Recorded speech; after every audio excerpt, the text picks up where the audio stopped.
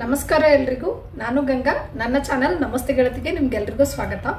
ಈ ವಿಡಿಯೋದಾಗ ನಾನು ಬಾಣಂತಿಯರು ಮಗುಗ ಎದೆ ಹಾಲು ಕುಡಿಸ್ಬೇಕಾದ್ರೆ ಯಾವ ರೀತಿಯ ಒಂದು ಆಹಾರನ ಸೇವನೆ ಮಾಡಬಾರ್ದು, ಅವರ ಡಯಟ್ ಅಲ್ಲಿ ಯಾವ ರೀತಿಯ ಆಹಾರ ಪದಾರ್ಥ ಇರಬಾರ್ದು ಅನ್ನೋದನ್ನ ಈ ವಿಡಿಯೋದಾಗ ಹೇಳ್ತೀನಿ. ಯಾಕೆ ಕೆಲವೊಂದಿಷ್ಟು ಆಹಾರನ ನಾವು ಬ್ರೆಸ್ಟ್ ಫೀಡಿಂಗ್ ಮಾಡಬೇಕಾದ್ರೆ ಅವಾಯ್ಡ್ ಮಾಡಬೇಕು ಅಂತಂದ್ರೆ, ಕೆಲವೊಂದಿಷ್ಟು ಆಹಾರನ ನಾವು ಸೇವನೆ ಮಾಡಿದಾಗ ನಮಗ ಜೀರ್ಣಕ್ರಿಯೆಯಲ್ಲಿ ಪ್ರಾಬ್ಲಮ್ ಆಗಬಹುದು, ಮತ್ತು ಅದರಿಂದ ಮಗುದು ಜೀರ್ಣಕ್ರಿಯೆಯಲ್ಲಿ ಪ್ರಾಬ್ಲಮ್ ಆಗ್ತದ, ಮಗು ಪಾಟಿ ಮಾಡ್ಬೇಕಾದ್ರೆ ತೊಂದರೆ ಆಗ್ತದ, ಮಗು ಕೋಲಿಕ್ ಆಗ್ಬಹುದು. ಸೊ ಈ ರೀತಿಯಾದ ಸಮಸ್ಯೆಗಳನ್ನ ಅವಾಯ್ಡ್ ಮಾಡಕ ಕೆಲವೊಂದಿಷ್ಟು ಆಹಾರನ ನಾವು ಈ ಸಮಯದಲ್ಲಿ ನಾವು ನಮ್ಮ ಮಗುಗೇನು ಬ್ರೆಸ್ಟ್ ಫೀಡಿಂಗ್ ಮಾಡ್ತಿರ್ತೀವಲ್ಲ ಆ ಸಮಯದಲ್ಲಿ ಅವಾಯ್ಡ್ ಮಾಡ್ಬೇಕಾಗ್ತದ. ಅಂದ್ರೆ ಅಟ್ಲೀಸ್ಟ್ ಒಂದು 3 ತಿಂಗಳಾದ್ರೂ ಇದು ಒಂದು ಕಟ್ಟುನಿಟ್ಟಾಗಿ ಪಾಲಿಸ್ಬೇಕಾಗ್ತದ. ಸೊ ಅಂತ ಆಹಾರಗಳು ಯಾವ್ಯಾವು ಅಂತ ಈ ವಿಡಿಯೋದಾಗ ತಿಳಿಸ್ಕೊಡ್ತೀನಿ. ವಿಡಿಯೋನ ಪೂರ್ತಿಯಾಗಿ ಕೊನೆವರೆಗೂ ನೋಡಿ, ಹಾಗೆ ನನ್ನ ಚಾನಲ್ನ ತಪ್ಪದೆ ಸಬ್ಸ್ಕ್ರೈಬ್ ಮಾಡ್ಕೊರಿ. ಮೊದಲನೇದಾಗಿ ತುಂಬಾ ಖಾರ ಇರುವ ಆಹಾರ ಅಂದ್ರೆ ಸ್ಪೈಸಿ ಫುಡ್ ನ ಅವಾಯ್ಡ್ ಮಾಡಬೇಕು. ಖಾರ ಅಂತಂದಾಗ ಹಸಿ ಮೆಣಸಿನಕಾಯಿ ಆದಷ್ಟು ಅವಾಯ್ಡ್ ಮಾಡ್ರಿ, ಯಾಕಂದ್ರೆ ಇದು ಡೈಜೆಷನ್ ಇಶ್ಯೂ ಕ್ರಿಯೇಟ್ ಮಾಡ್ತದ. ಆಮೇಲೆ ನಿಮಗ ಅವಾಗಿನ ಡೆಲಿವರಿ ಆಗಿರ್ತದಲ್ಲ, ಸ್ವಲ್ಪ ಸ್ಲೋ ಆಗಿ ಡೈಜೆಷನ್ ಆಗ್ತಿರ್ತದ, ಈಸಿ ಆಗಿ ಡೈಜೆಸ್ಟ್ ಆಗುವಂತ ಫುಡ್ ನಾನೇ ನೀವು ತಗೋಬೇಕಾಗ್ತದ. ಸೊ ಜಾಸ್ತಿ ಅತಿಯಾದ ಖಾರ ಇರೋ ಫುಡ್ ನ ನೀವು ತಗೊಂಡಾಗ ಅದು ಜೀರ್ಣಕ್ರಿಯೆಗೆ ಸಮಸ್ಯೆ ಉಂಟು ಮಾಡ್ತದ. ಅದರಿಂದ ಮಗುಗೂ ಸಮಸ್ಯೆ ಆಗ್ಬೋದು. ಬಿಕಾಸ್ ಎದೆ ಹಾಲು ಕುಡಿಸ್ತಿರ್ತಿರಲ್ಲ, ಆ ಹಾಲಿನ ಕ್ವಾಲಿಟಿಯಲ್ಲಿ ಕಾಂಪ್ರಮೈಸ್ ಆಗಿ ಮಗುಗೂ ಸ್ಟಮಕ್ ಇಶ್ಯೂ ಆಗ್ಬೋದು. ಇದಕ್ಕೆ ಡೈರೆಕ್ಟ್ ಸೈಂಟಿಫಿಕ್ ಎವಿಡೆನ್ಸ್ ಇಲ್ಲ, ಬಟ್ ಈ ತರ ಒಂದು ನಂಬಿಕೆಯಾದ ಈ ತರ ಪಾಲನೆನೂ ಮಾಡ್ತಾರ. ನಾನು ಕೂಡ ನನ್ನ ಬಾಣಂತನ ಟೈಮಲ್ಲಿ ಆದಷ್ಟು ಹಸಿ ಮೆಣಸಿನಕಾಯಿ ಈ ತರ ಅತಿಯಾದ ಖಾರ ಇರುವಂತದ್ದೆಲ್ಲ ಅವಾಯ್ಡ್ ಮಾಡಿದ್ದೆ. ಅದನ್ನ ಡಾಕ್ಟರ್ ಹತ್ರನು ಕೇಳಿ ತಿಳ್ಕೊಂಡಿದ್ದೆ. ಅವರು ಕೂಡ ಹೌದು ಸ್ವಲ್ಪ ಬ್ರೆಸ್ಟ್ ಮಿಲ್ಕ್ ಅಲ್ಲಿ ಕಾಂಪ್ರಮೈಸ್ ಆಗ್ತದೆ, ಅವಾಯ್ಡ್ ಮಾಡೋದು ಒಳ್ಳೇದು, ಒಂದ್ 2-3 ತಿಂಗಳು ಅವಾಯ್ಡ್ ಮಾಡ್ರಿ ಅಂತಾನೆ ಹೇಳಿದ್ರು. ಅತಿಯಾದ ಖಾರ ಅಷ್ಟೇ ಅಲ್ಲ, ಅತಿ ಹುಳಿ, ಬಟ್ ಅತಿ ಆಗಿದ್ದು ಏನೇ ಇರಲಿ ಅದನ್ನ ಆದಷ್ಟು ಅವಾಯ್ಡ್ ಮಾಡ್ರಿ. ಏನೇ ತಗೊಂಡ್ರು ಮಿನಿಮಲ್ ಆಗಿ ಮಾಡರೇಟ್ ಆಗಿ ಕನ್ಸ್ಯೂಮ್ ಮಾಡ್ರಿ. ಮತ್ತ ಮಗು ಪೂಪ್ ಮಾಡ್ಬೇಕಾದ್ರೆ ಅದ್ರ ಡೈಪರ್ ಏರಿಯಾಲಿ ಇರಿಟೇಷನ್ ಆಗ್ಬಹುದು, ಬರ್ನಿಂಗ್ ಸೆನ್ಸೇಷನ್ ಆಗ್ಬಹುದು ಈ ರೀತಿಯಾದ ಒಂದು ಆಹಾರ ಸೇವನೆಯಿಂದ. ಹಾಗಾಗಿ ಆದಷ್ಟು 1-2-3 ತಿಂಗಳ ಅವಾಯ್ಡ್ ಮಾಡೋದು ಸೂಕ್ತ. ನೆಕ್ಸ್ಟ್, ಗ್ಯಾಸಿ ವೆಜಿಟೇಬಲ್ಸ್ ಅಂದ್ರ ಯಾವ ತರಕಾರಿಗಳು ಗ್ಯಾಸ್ ಕಾಸ್ ಮಾಡ್ತದ ನಿಮಗ ಅಂತಹ ತರಕಾರಿಗಳನ್ನು ಈ ಟೈಮಲ್ಲಿ ಅವಾಯ್ಡ್ ಮಾಡೋದು ಸೂಕ್ತ. ಗ್ಯಾಸ್ ಕಾಸ್ ಮಾಡುವಂತ ತರಕಾರಿಗಳಂದ್ರೆ ಕ್ಯಾಬೇಜ್, ಕಾಲಿಫ್ಲವರ್. ಅವಾಗ ಜೀರ್ಣಕ್ರಿಯೆ ಸ್ಲೋ ಆಗಿರೋದ್ರಿಂದ ಈ ತರ ಒಂದು ತರಕಾರಿನ ನೀವು ಸೇವನೆ ಮಾಡಿದಾಗ ಅದು ನಿಮ್ಗ ಗ್ಯಾಸ್ ಇಶ್ಯೂ ಆಗ್ಬೋದು. ಅದರಿಂದ ಮಗುಗೂ ಬ್ರೆಸ್ಟ್ ಫೀಡ್ ಮಾಡ್ತಿರಲ್ಲ, ಸೊ ಮಗುಗೂ ಗ್ಯಾಸ್ ಪ್ರಾಬ್ಲಮ್ ಕ್ರಿಯೇಟ್ ಮಾಡ್ಬೋದು.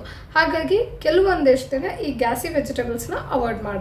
ಹಂಗಂತ ಯಾವಾಗೋ ಒಂದ್ಸಲ ಸ್ವಲ್ಪ ತಿಂದ್ರೆ ಪ್ರಾಬ್ಲಮ್ ಆಗ್ತದೇನಂತ ಅನ್ಕೊಂಡ್ರ ಯಾವಾಗೋ ಒಂದ್ಸಲ ಸ್ವಲ್ಪ ತಿಂದ್ರೆ ಏನೂ ಪ್ರಾಬ್ಲಮ್ ಆಗಂಗಿಲ್ಲ. ಅತಿಯಾಗಿ ಅಂದ್ರೆ ಸ್ವಲ್ಪ ಜಾಸ್ತಿನೇ ತಿಂದ್ರೆ ಅಂದ್ರೆ ಒಂದೇ ಸಲ ಕನ್ಸ್ಯೂಮ್ ಮಾಡಿದಾಗ್ಲೂ ಕೆಲವೊಂದ್ಸಲ ಗ್ಯಾಸ್ ಪ್ರಾಬ್ಲಮ್ ಆಗ್ಬಿಡ್ತದ. ಹಂಗೇನಾದ್ರೂ ಇದು ನನಗೆ ಆಗ್ ಬರಂಗಿಲ್ಲ, ಇದರಿಂದ ನನಗೆ ಗ್ಯಾಸ್ ಪ್ರಾಬ್ಲಮ್ ಆಗ್ತದ ಅಂತ ಅನ್ಸುತ್ತಂದ್ರೆ ಅಂತದನ್ನ ಅವಾಯ್ಡ್ ಮಾಡ್ರಿ.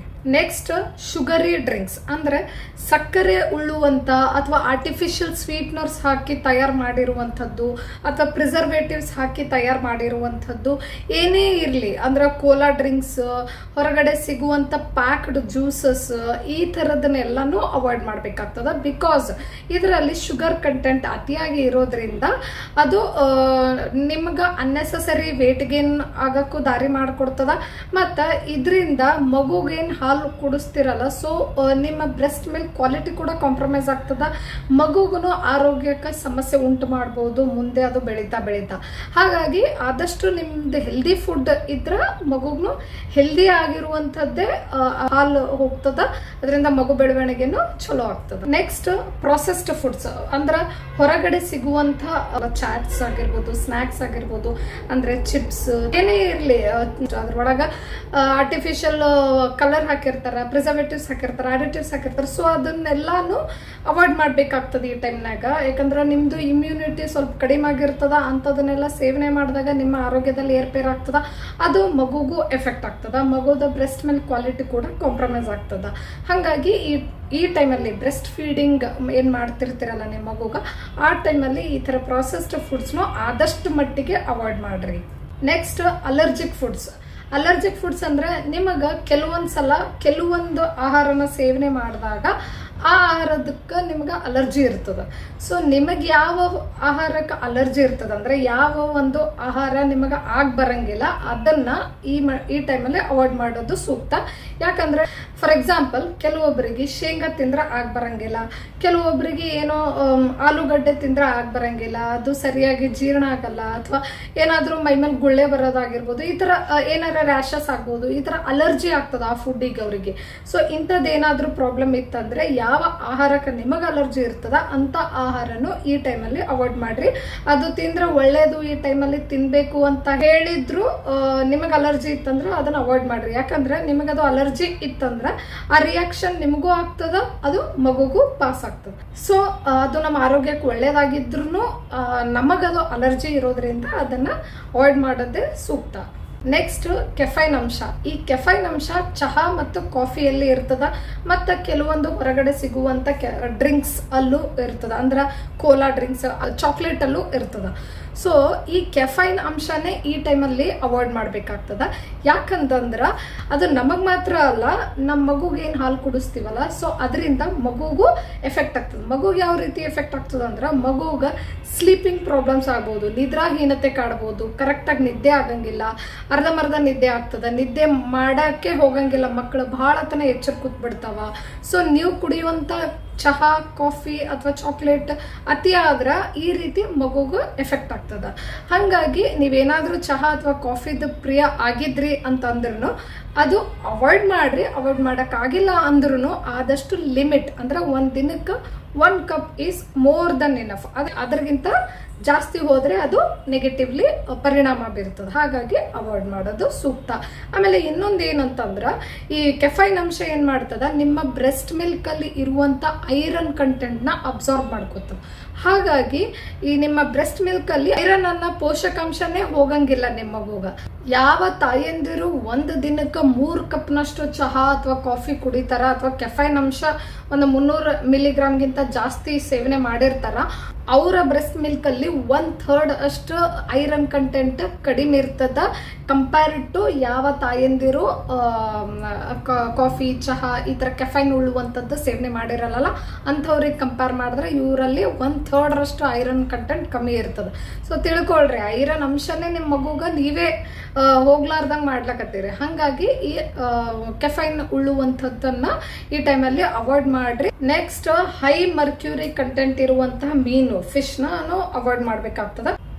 ನೆಕ್ಸ್ಟ್ ಇನ್ಸ್ಟಂಟ್ ಫುಡ್, ಅಂದ್ರ ಹೊರಗಡೆ ಇನ್ಸ್ಟಂಟ್ ಆಗಿ ರೆಡಿ ಮಾಡಕ ಪ್ಯಾಕೆಟ್ ಸಿಗ್ತವೆ ಅಂತದಂದ್ರ ಇನ್ಸ್ಟಂಟ್ ನೂಡಲ್ಸ್ ಆಗಿರ್ಬೋದು, ಇನ್ಸ್ಟಂಟ್ ಓಟ್ಸ್ ಆಗಿರ್ಬೋದು. ಸೊ ಇದ್ರ ಏನು ಅವಾಯ್ಡ್ ಮಾಡ್ಬೇಕಾಗ್ತದ, ಬಿಕಾಸ್ ಅದರಿಂದ ನಿಮಗ ಒಳ್ಳೆ ಪೋಷಕಾಂಶ ಸಿಗಂಗಿಲ್ಲ. ಸೊ ಹಾಗಾಗಿ ಪೋಷಕಾಂಶದ ಕೊರತೆ ಆದಾಗ ಬ್ರೆಸ್ಟ್ ಮಿಲ್ಕ್ ಕ್ವಾಲಿಟಿ ಕೂಡ ಕಡಿಮೆ ಆಗ್ತದ. ಹಾಗಾಗಿ ಈ ಇನ್ಸ್ಟಂಟ್ ಫುಡ್ ಐಟಮ್ಸ್ನು ಅವಾಯ್ಡ್ ಮಾಡ್ರಿ. ಆದಷ್ಟು ಮನೆಯಲ್ಲೇ ಏನ್ ಸಿಗ್ತದ ಅದರಿಂದನೇ ಈಸಿಯಾಗಿ ತಯಾರಾಗುವಂತಹದ್ದು, ಈಸಿಯಾಗಿ ಡೈಜೆಸ್ಟ್ ಆಗುವಂಥದ್ದನ್ನ ತಯಾರು ಮಾಡಿಕೊಂಡು ಊಟ ಮಾಡೋದು ಸೂಕ್ತ. ಲಾಸ್ಟ್ ಅಲ್ಲಿ ಯಾಕಿದು ಲಾಸ್ಟಿಗೆ ಹೇಳತ್ತೀನಿ ಅಂದ್ರೆ ಇದೇನ್ ಹ್ಯಾಬಿಟ್ ಜಾಸ್ತಿ ಇರಂಗಿಲ್ಲ, ಹಂಗಾಗಿ ಲಾಸ್ಟಿಗೆ ಹೇಳತ್ತೀನಿ. ಆಲ್ಕೋಹಾಲ್ ಕೂಡ ಈ ಟೈಮಲ್ಲಿ ಅವಾಯ್ಡ್ ಮಾಡ್ಬೇಕಾಗ್ತದೆ, ಬಿಕಾಸ್ ಅದರಿಂದ ಮಗುಗೂ ಎಫೆಕ್ಟ್ ಆಗ್ತದೆ, ಮಗು ಇಮ್ಯುನಿಟಿ ಎಫೆಕ್ಟ್ ಆಗ್ತದ.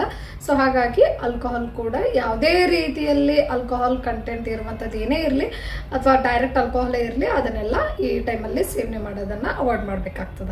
ಸೊ ಫೈನಲಿ ಬ್ರೆಸ್ಟ್ ಫೀಡಿಂಗ್ ಟೈಮಲ್ಲಿ ನಾವು ಎಷ್ಟು ಚಲೋ, ಎಷ್ಟು ಆರೋಗ್ಯವಂತದ ಆಹಾರನ ಸೇವನೆ ಮಾಡ್ತೀವಿ, ನಮ್ಮ ಡಯಟ್ನ ಎಷ್ಟು ನೀಟಾಗಿ ಪ್ರಾಪರ್ ಆಗಿ ಇಟ್ಕೊಂತೀವಿ, ಅಷ್ಟೇ ಮಗುವಿನ ಬೆಳವಣಿಗೆ, ಮಗುದ ಬ್ರೈನ್ ಡೆವಲಪ್ಮೆಂಟ್, ಒಟ್ಟು ಮಗುದ ಎಲ್ಲಾ ರೀತಿಯಾದ ಒಂದು ಡೆವಲಪ್ಮೆಂಟ್ ಚಲೋ ಆಗ್ತದ.